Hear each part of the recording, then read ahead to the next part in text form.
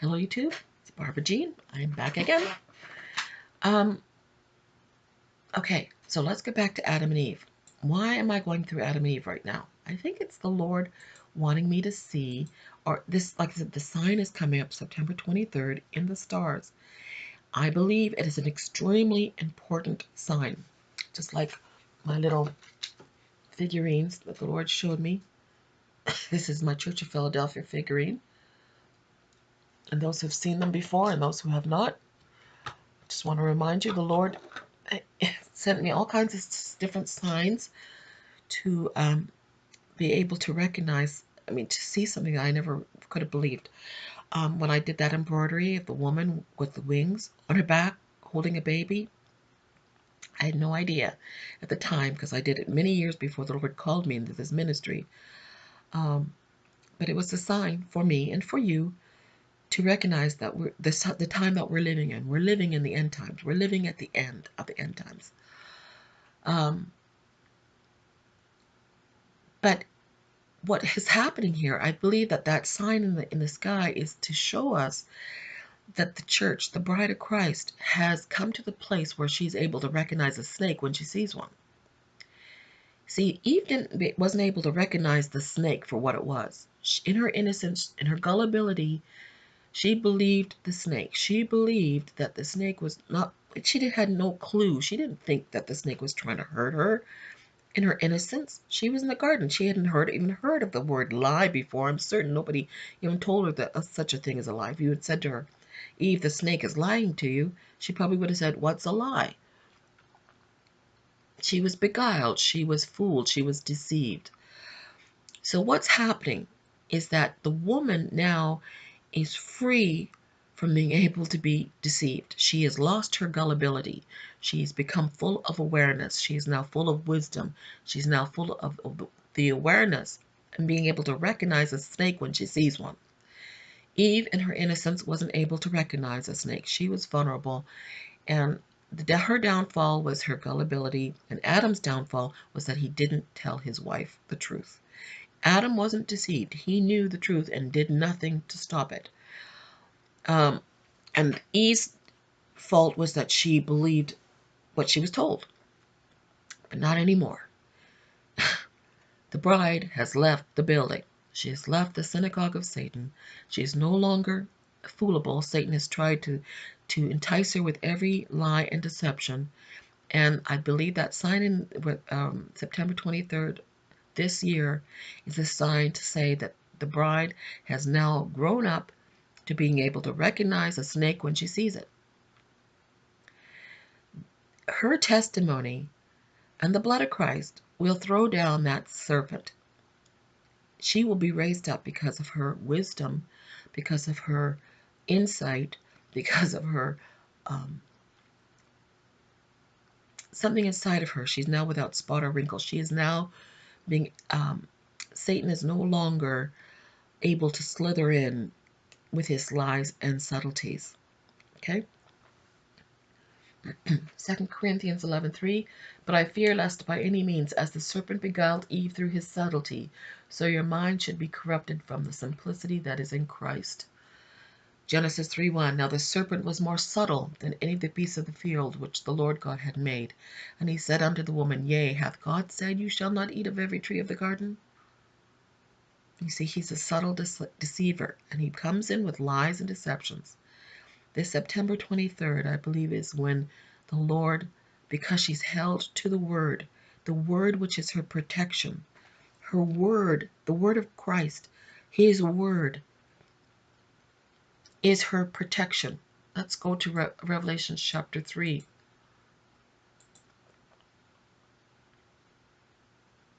Because thou hast kept the word of my patience, I will keep thee from the hour. Let's go back. Revelation chapter 8. 3 verse 8. I know thy works. Behold, I've set before thee an open door, and no man can shut it. That is the door of the rapture. There's a door, every door that the woman, this bride, keeps closing to Satan. Says, no, Satan, you can't come in this door. No, you can't come in that door. You can't come in that door. God keeps opening a door that leads her to the temple. She's closing all those doors of the synagogue of Satan, saying, no, not going in there, not going in there, not going in there. And so as she keeps closing the doors of the synagogue of Satan, Jesus keeps opening the doors that lead her to heaven. I know thy works, behold, I've set before thee an open door, and no man, no subtlety of Satan can come in and shut it, for thou hast little strength and hast kept my word. She knows the word of Christ. She knows, and that's her protection. It protects her mind. It protects her soul. It protects her spirit.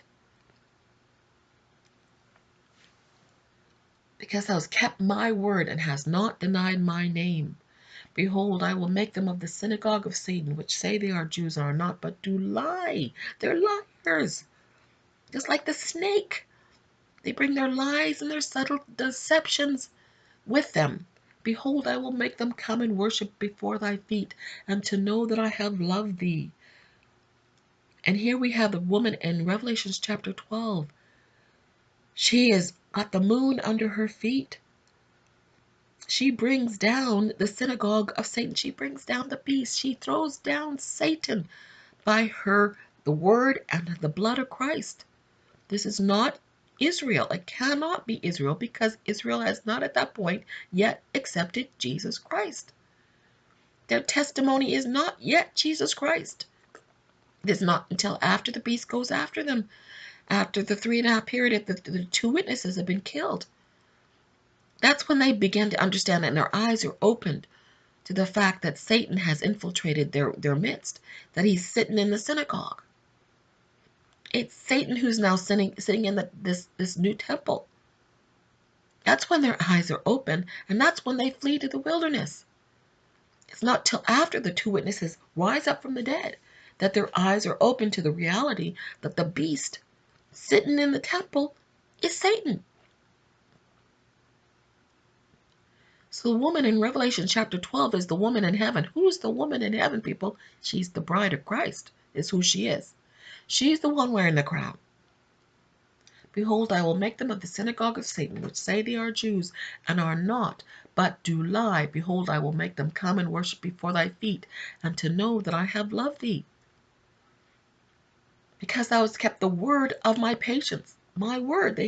This church has kept the word of Christ. They haven't allowed the subtleties of Satan, the subtleties of the lies of mankind to come in and deceive her. I will keep thee from the hour of temptation, which shall come upon all the world, to try them that dwell upon the earth. Behold, I come quickly. Hold fast which thou hast, that no man take thy crown. This is the woman who's crowned in righteousness. This is the woman wearing the 12 stars. This is the Revelation chapter 12 woman. This is the Church of Philadelphia. She is the Revelation 12 woman. Him that overcometh will I make a pillar in the temple of my God, and he shall go no more out, and I will write upon him my new name. I write upon him the name of my God, that's the Father, and I will write upon him the name of my city of my God, which is Jerusalem, which is the Holy Spirit, which is New Jerusalem, which cometh down out of heaven from my God, and I will write upon him my new name. That's the Son. This church is sealed with the names of the Father, the Son, and the Holy Spirit. Let's go to Galatians 4:25.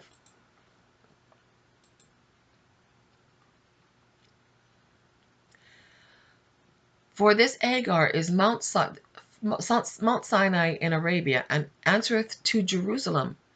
Mount Sinai is under Jerusalem. Jerusalem rules over Mount Sinai, or Hagar. Just like Sarah and Hagar, we see Hagar is the law, and you have the free woman, which is grace. Her name is Jerusalem. Jerusalem rules over the law, because her spirit is the spirit of grace, who answereth to Jerusalem, which now is and is in bondage with her children. But Jerusalem, which is above, is free, which is the mother of us all. Jesus said we must be born again in John 3. And if you read all the way to the end, he's talking about water baptism here, people. He's all the way through it. You must be born again. You must break the water. Water baptism, you get in, you break the water when you come out, just like a baby when it's born. and you read all the way to the end, you see that the whole chapter is about water baptism. You see that um, you see, this is John chapter 3, you see that uh, John and his disciples were complaining because the disciples of John were complaining because Jesus and his disciples were water baptizing more than they were. And John said, the bridegroom must increase. I must decrease. My baptism must decrease. Now the baptism of Jesus Christ and his disciples must increase because he's the bridegroom. That's how you get espoused. That's how you become the spouse of Christ, by getting into the waters of baptism. That's how you become part of the Church of Philadelphia. And they're talking about water baptism. This whole chapter is about water baptism. Please understand. This birth theme is extremely important. Now, I wanted to look at something here because I think this is really interesting. Let's see if I can find it quickly.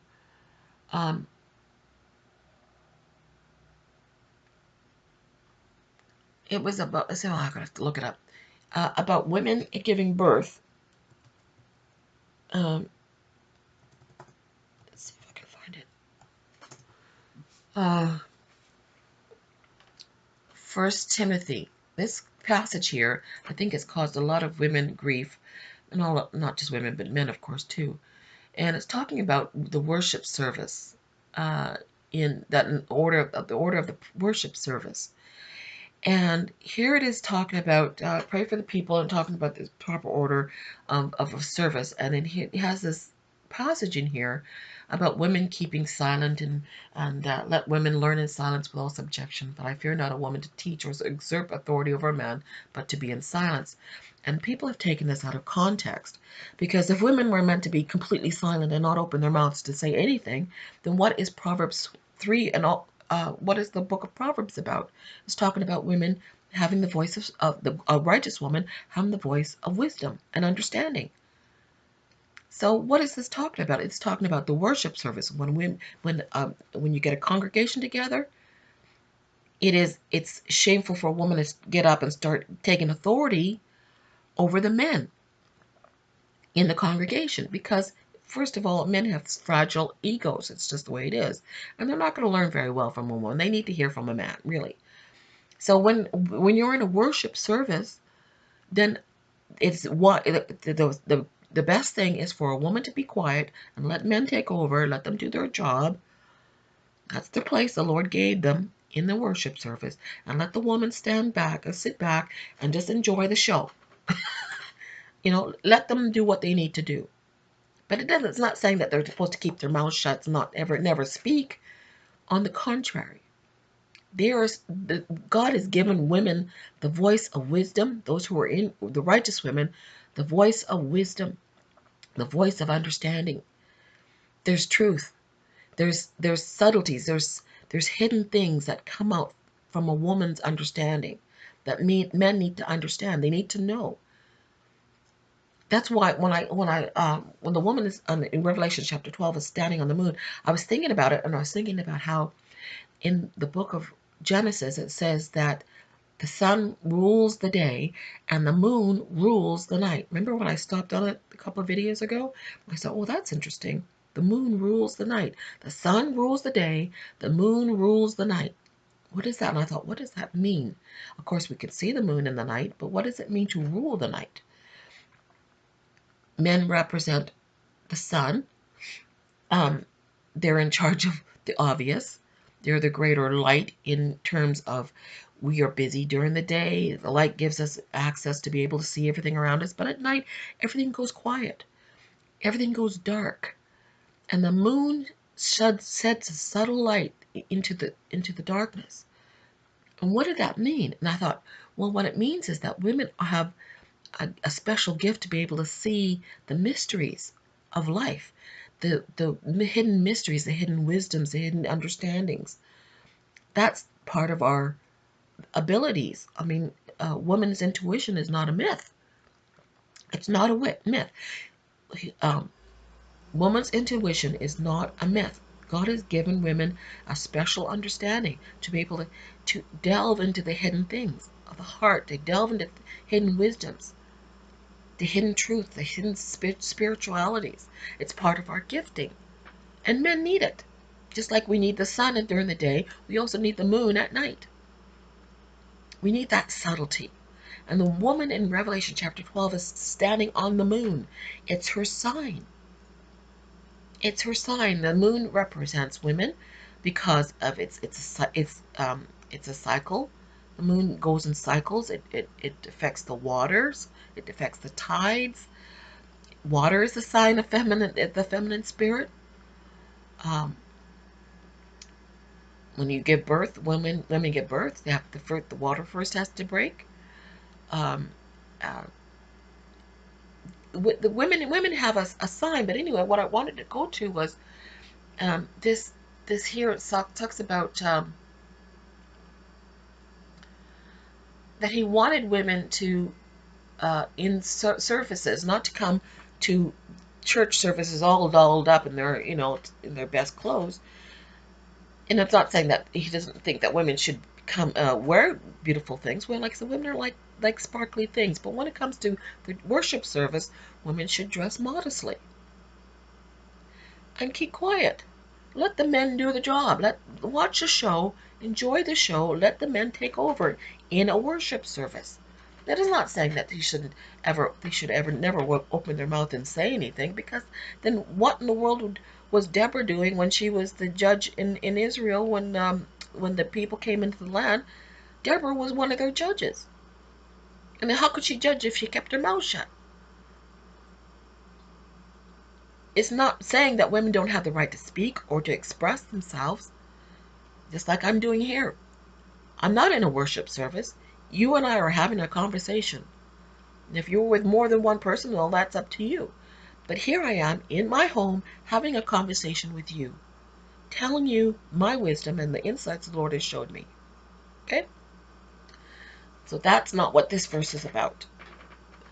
But here, this is the point I wanted to get to. 1 Timothy 2:15. Notwithstanding, let's go back. 1 Timothy 2:13. For Adam was first formed, then Eve. Adam was not deceived, but the woman being deceived was in transgression. Notwithstanding, she shall be saved in childbearing, if they continue in faith and charity and holiness and sobriety. It's interesting here that she shall be saved in childbearing. And now, what does that mean? Does it mean that a woman's not saved unless she has a child? No, that's not what it means, people. I don't have a child. At least not yet. But what is this referring to? It's referring to that the natural order for a woman, when a woman gives birth, something inside of her changes. Everybody knows that. Her whole outlook on life changes when that baby's put in her arms. This motherly instinct comes up, this desire for her family. Something changes inside of her. And I think this is what this is saying, is that this childbearing for women causes them to focus more on the natural order of things. When they don't have a child, a woman has a struggle in her life. We know that. I'm probably going into dangerous territory, but I really believe that having a child does something inside of a woman that gives her true focus, her true purpose. Because that's why the Lord gave her organs that could bear, stretch, and hold a child in there for 9 months, and then release it and deliver it. It's a beautiful thing. And it gives a woman such a sense of purpose. Okay? Now, like I said, I'm a woman who's never had a child, never been married, never had any children. So, but it's interesting here that if you equate this verse with Revelation chapter 12, what's going on here in Revelation chapter 12 is a woman in heaven is giving birth. And her childbearing saves her. Her having this child protects her and saves her, gives her an edge over the dragon that gives Michael the authority to cast down Satan from the heavens, to give Michael the right and the authority to cast Satan down. There is something important in this woman giving birth in heaven. She gives birth to a kingdom. She brought forth a man-child who was to rule all nations with the rod of iron, and her child was caught up to God and to his throne.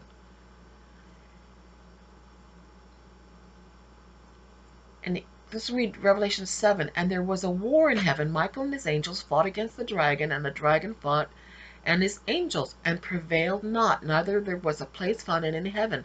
And the great dragon was cast out, that old serpent called the devil and Satan. If you remember Eve, the first battle in the garden was between the devil and the woman, and the devil won because he deceived the woman. And as a result, her childbearing processes were interfered with. This woman is in heaven, and she's giving birth, and as a result of her giving birth, defeats the dragon. And it's her testimony and the blood of Christ which gives her the permission to begin a new kingdom. This is what it says. Revelation 10, and I heard a loud voice saying in heaven, now is come salvation. The woman gives birth, gives authority, that her birth giving gives authority to Michael to go against the dragon. The dragon cannot prevail against Michael because this woman has given birth. She has ushered in a new kingdom by her giving birth. It was her salvation. Just like in 1 Timothy, her birth giving, her childbearing was her salvation. Now is come salvation and strength. It also gives the church strength.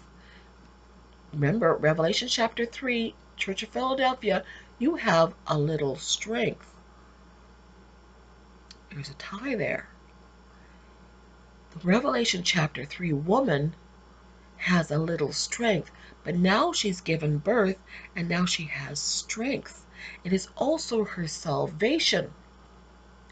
And the kingdom, a new kingdom, is born, and the kingdom of our God and the power of his Christ. For the accuser of our brethren is cast down. Who is the accuser of the brethren? Satan is. Who is the brethren? The bride of Christ. The church of Jesus Christ is the brethren. Who is Satan constantly accusing? The church, which accused them before our God day and night, and they overcame him by the blood of the Lamb and by the word of their testimony, and they loved not their lives unto death. Therefore rejoice, O ye heavens, and ye that dwell in them. Who's dwelling in heaven? The bride is. The church is in heaven. The rapture has already occurred. Woe to the inhabitants of the earth and the sea, for the devil is come down to you, having great wrath, because he knoweth that his time is but short. So now the devil goes after the woman on the earth, those who are left behind, to make war with them. And guess what? He can't prevail against them either, even though he implements the mark of the beast. The mark of the beast then comes after he is thrown down. So those people who think the mark of the beast comes before this woman or the two witnesses, it doesn't. The devil doesn't fully implement the mark of the beast until after the two witnesses are killed, the woman gives birth in heaven, and then he's thrown down by Michael. Then he fully implements the mark of the beast. So if you're expecting the mark of the beast to be implemented before in the beginning of the 7-year period, that's not when it happens. It happens in the mid part of the tribulation time, when Satan is thrown down and he has great wrath, and then he implements the mark of the beast. And if you will not take his mark, then you will be killed. You will have your heads cut off, according to the book of Revelation. Okay? Okay, I just think that this is fascinating. Oh, before I go, I wanted to, there is there is so much here. It's so amazing. I think it's just amazing. But I wanted to quickly talk about something that I brought up the other day that I got stumped on. And again, it has to do with birth. It has to do with conception. And when I was reading about Adam and Eve and how um, Eve in the garden, after she believed the snake, um, let's see. First of all, I wanted to point out that their eyes weren't open. Both of Adam's and Eve's eyes. So even though she had eaten the fruit, she thought it was okay. She hands it to her husband. She wasn't in, handing the fruit to her husband out of evil intentions.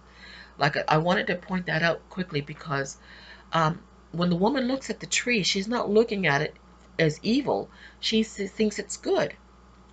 Okay, her greatest the greatest sin that she's done here is that she was gullible.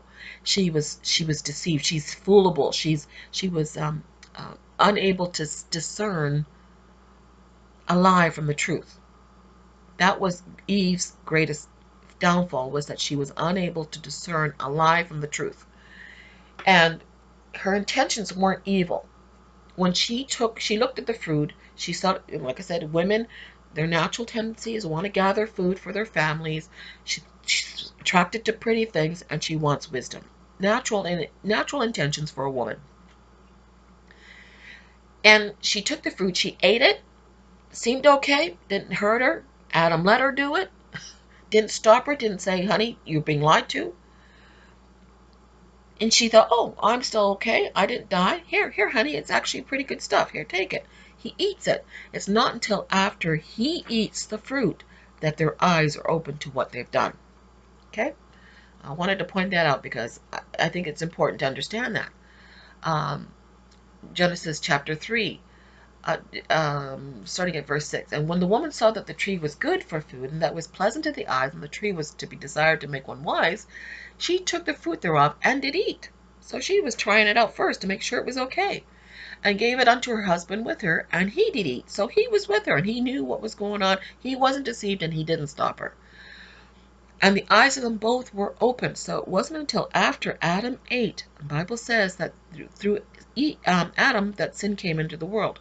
Why? Because Adam could have stopped his wife.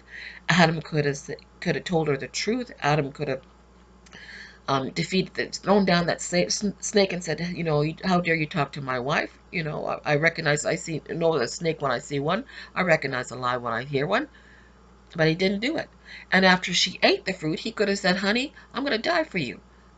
You know, he didn't do that either. So Adam didn't have the fortitude to do what he needed to do in order to protect his wife.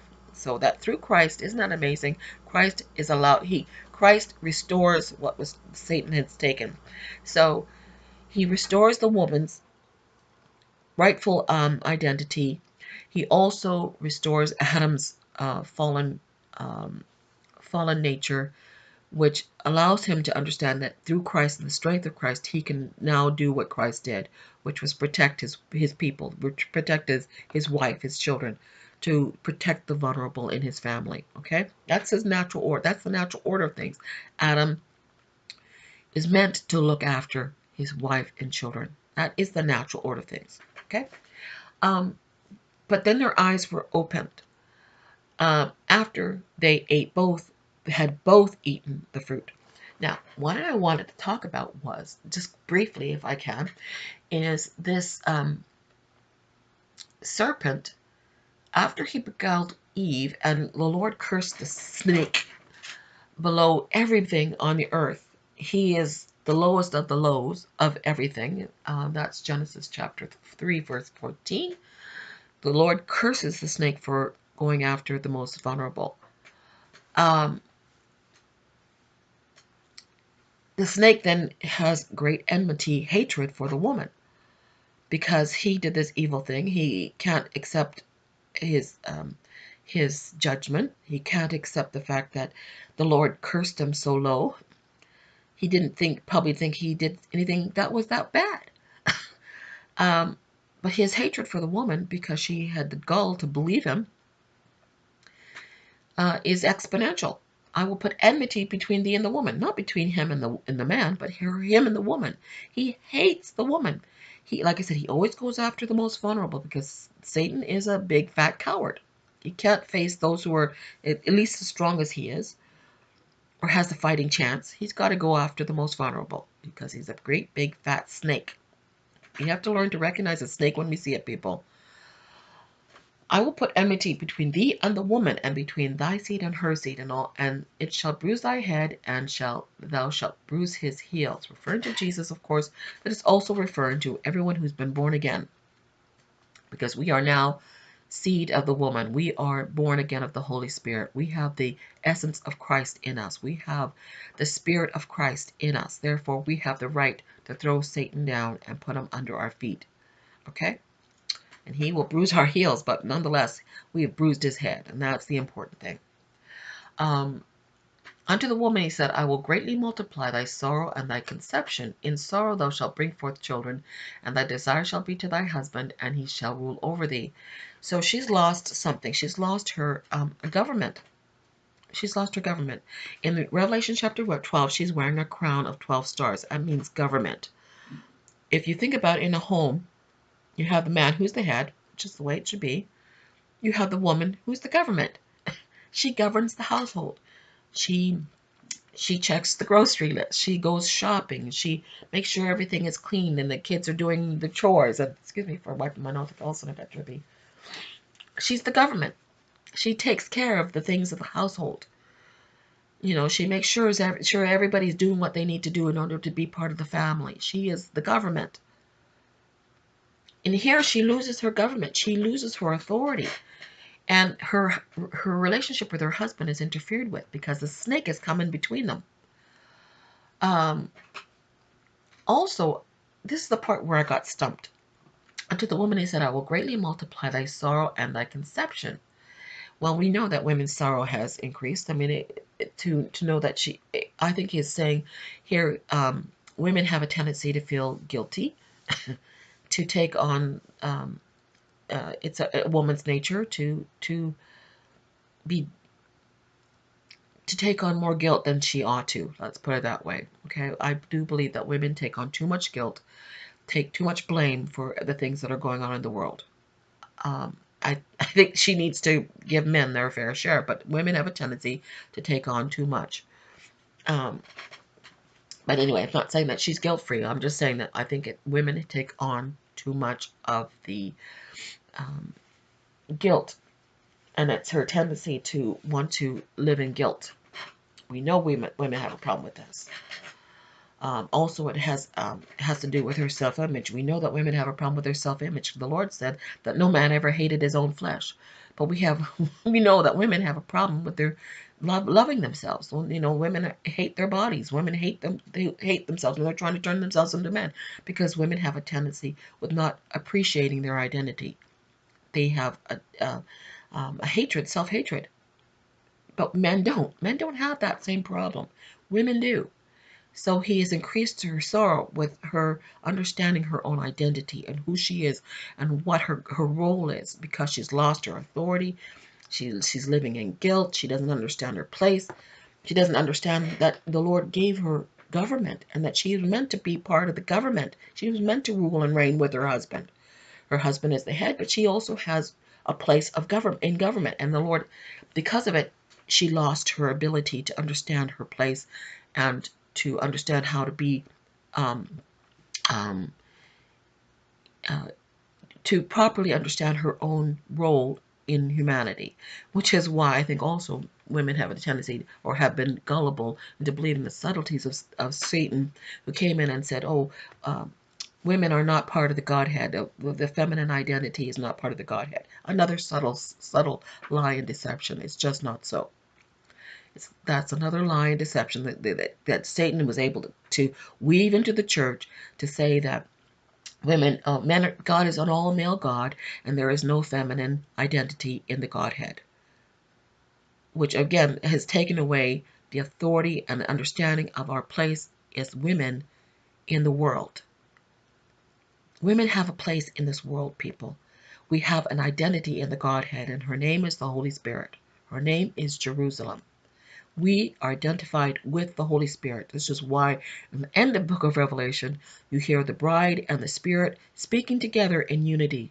The Spirit and the bride say, come. There is a unity there. There is an understanding. That Revelation chapter 12 woman understands her identity. She's standing on the moon. She knows she is part of the government. She knows she has a place. She knows she has an identity in Christ. She knows she has an identity in the Godhead. Okay? But this is the part I wanted. Okay. Around in the circle. I'm going to get back to what I really wanted to say. This part here where I got stumbled and stuck on the other day was unto the woman he said, I will greatly multiply thy sorrow and thy conception. And I thought about, okay, well, I understand the sorrow part, but thy conception, what does that mean? So I asked the Lord about it.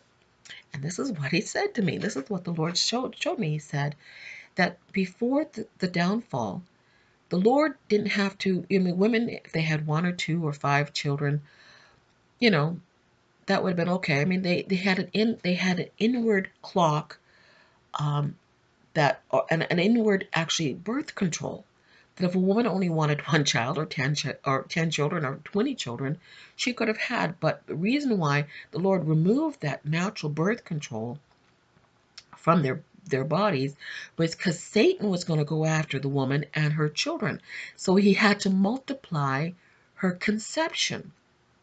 Because Satan, because of the enmity that he has for the woman and her offspring, Satan in his enmity was going to try to destroy the woman and destroy her children. Therefore, he had to multiply her conception.